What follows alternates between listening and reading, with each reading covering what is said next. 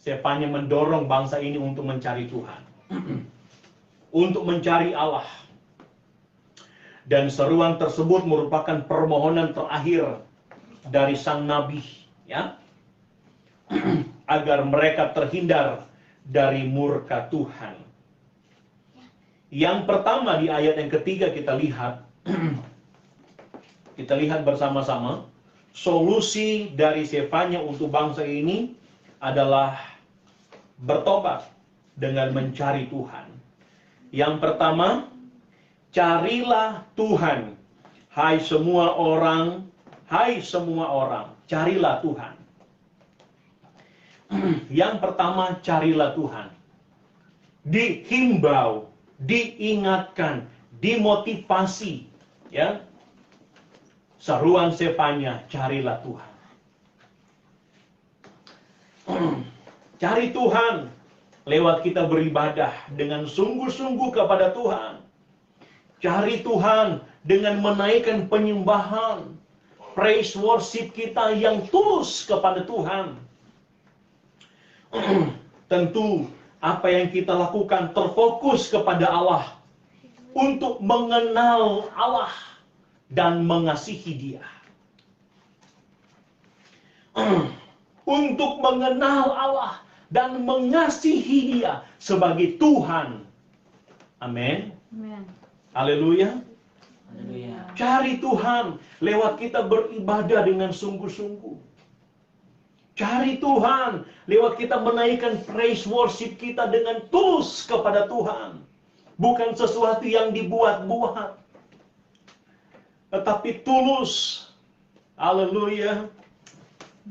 Dan tentu apa yang kita lakukan terfokus kepada Tuhan dengan maksud untuk mengenal Allah dan mengasihi Dia sebagai Tuhan yang adalah kekuatan perlindungan kita.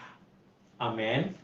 Yeremia 29 ayat 13, remaja Ishak boleh membacakannya. Yeremia 29 ayat 13.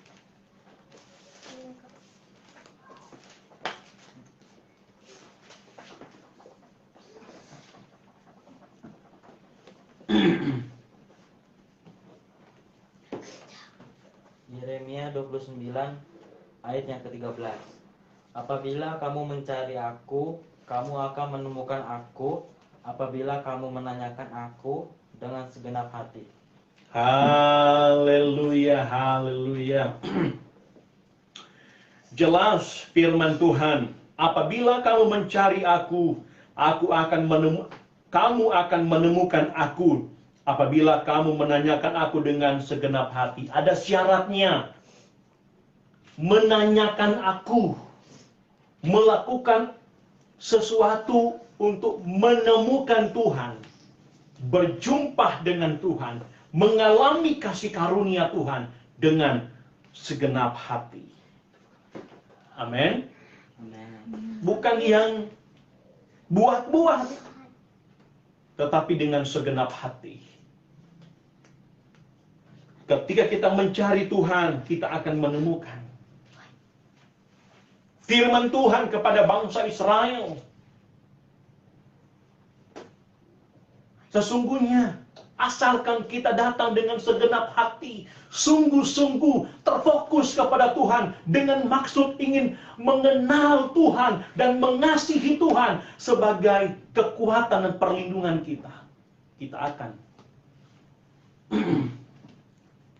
menemukan Dia. Haleluya, kita akan mengalami Tuhan dalam hidup kita. Puji Tuhan. Yang pertama, seruan dari Sefanya untuk bangsa ini, cari Tuhan. Cari Tuhan. Amin. Yang kedua, carilah keadilan atau carilah kebenaran.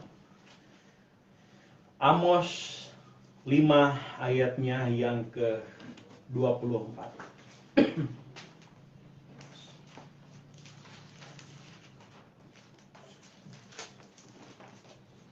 Amos 5 ayat 24. Tetapi biarlah keadilan bergulung-gulung seperti air dan kebenaran seperti sungai yang selalu mengalir. Haleluya. Biarlah keadilan bergulung-gulung seperti air dan kebenaran seperti sungai yang selalu mengalir. Matius 6 ayat 33. Coba remaja Ishak membacakannya.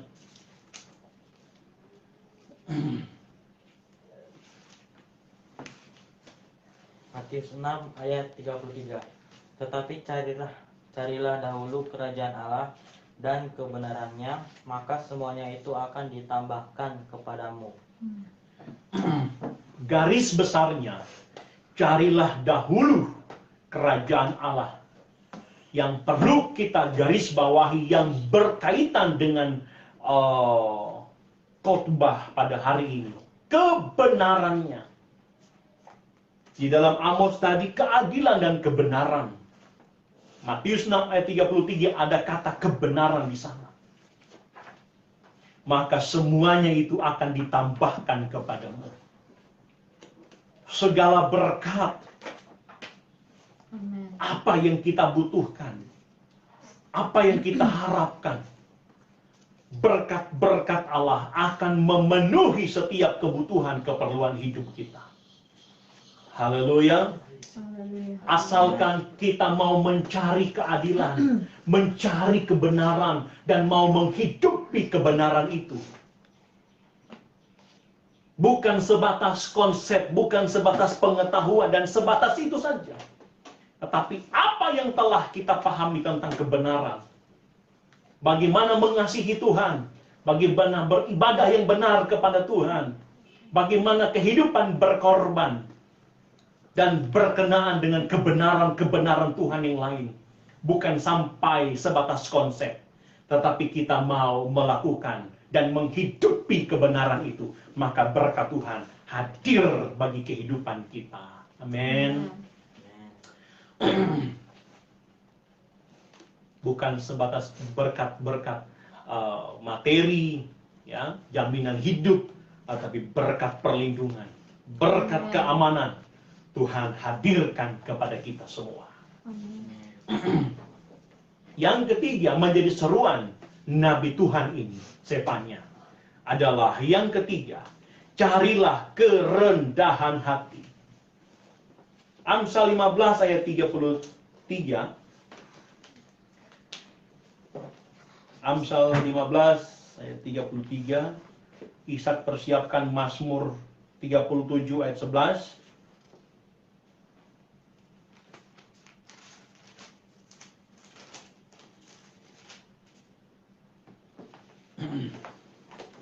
Mami persiapkan Mazmur 149 ayat 4. Mazmur 149 ayat 4. Takut akan Tuhan adalah didikan yang mendatangkan hikmat. Perhatikan bagian B.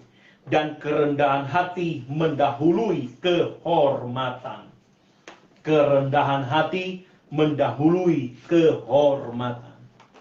Mazmur 37 ayat 11.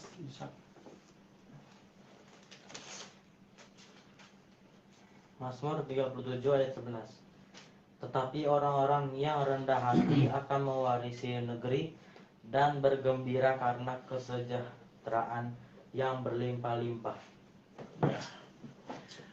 Kerendahan hati, keterangan firman Tuhan di sana akan memperoleh kesejahteraan, berkat yang berlimpah-limpah. Haleluya. Mazmur 149 ayat 4. Mazmur 149 ayat 4. Sebab Tuhan berkenan kepada umat-Nya. Ia memahkotai orang-orang yang rendah hati dengan keselamatan. Dimahkotai mereka yang rendah hati dengan keselamatan. Ada jaminan keselamatan bagi mereka yang rendah hati, yang mau taat, yang mau tunduk, yang mau dengar, yang mau respon setiap apa yang menjadi peringatan Tuhan, apa yang menjadi kebenaran Tuhan. Haleluya. Amsal 22 ayatnya yang keempat. Ganjaran kerendahan hati dan takut akan Tuhan adalah kekayaan, kehormatan, dan kehidupan. Haleluya.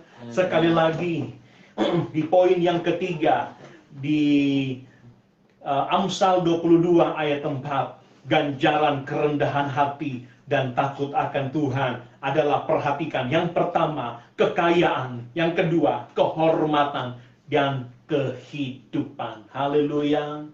Betapa beruntung ketika kita memainkan hidup kita di akhir zaman ini dengan berkaca, bercermin ya pada kebenaran Tuhan. Apa yang menjadi tuntutan kebenaran, apa yang menjadi himbauan kebenaran pada poin yang ketiga untuk hidup rendah hati. Ya, kita melihat betapa beruntungnya ketika kita ada pada kehidupan ini. Kita akan mengalami berkat-berkat Tuhan, ya, berkat kekayaan, berkat kehormatan, dan berkat kehidupan. Ya, semua telah tersatukan di dalam ayatnya yang keempat di dalam kitab Amsal 22 ini. Olehnya karena itu firman Tuhan bukan hanya datang kepada bangsa Yehuda yang dikala itu lewat Sefanya, ya. Tuhan berbicara agar bangsa ini berbalik, menjauhkan kehidupannya dari segala perbuatan dosa, dan boleh menunjukkan kehidupan yang mau berbalik kepada Tuhan, mau hidup dalam pertobatan.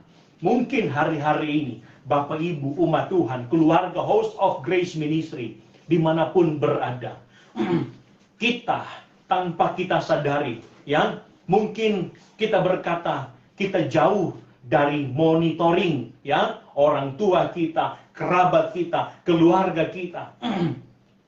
Jauh dari pengamatan, jauh dari pengawasan orang tua keluarga. Sehingga kita mungkin bebas dengan leluasanya. Kita melakukan hal-hal yang keji. Kita melakukan hal-hal yang tidak disukai Tuhan. Kita melakukan hal-hal yang berbenturan dengan kebenaran Allah. Kita melakukan hal-hal yang membuat hati Tuhan menangis. Haleluya. Kita nggak dilihat. Tetapi yang pasti dari sorga ada mata Tuhan yang melihat kita. Ada mata Tuhan yang memperhatikan kita. Ada mata Tuhan yang mengawasi kehidupan kita. Adakah perjalanan hari-hari ini perjalanan yang berkenan kepada Tuhan, atau perjalanan yang membuat Tuhan harus melakukan tindakan untuk membuat setiap kehidupan kita berbalik dan bertobat kepada Tuhan. Haleluya. Haleluya. Jadi himbauan firman Tuhan ini bukan hanya datang kepada bangsa Yehuda atau penduduk Yerusalem saja, kepada kita yang hidup di akhir zaman ini. Jauhi segala perbuatan dosa, jauhi segala perbuatan yang membuat Tuhan marah dengan kita, murka dengan kita. Amin. Haleluya. Dosa dalam bentuk apapun, haleluya, jauhkan dalam hidup kita. Penyembahan berhala, ya, dosa,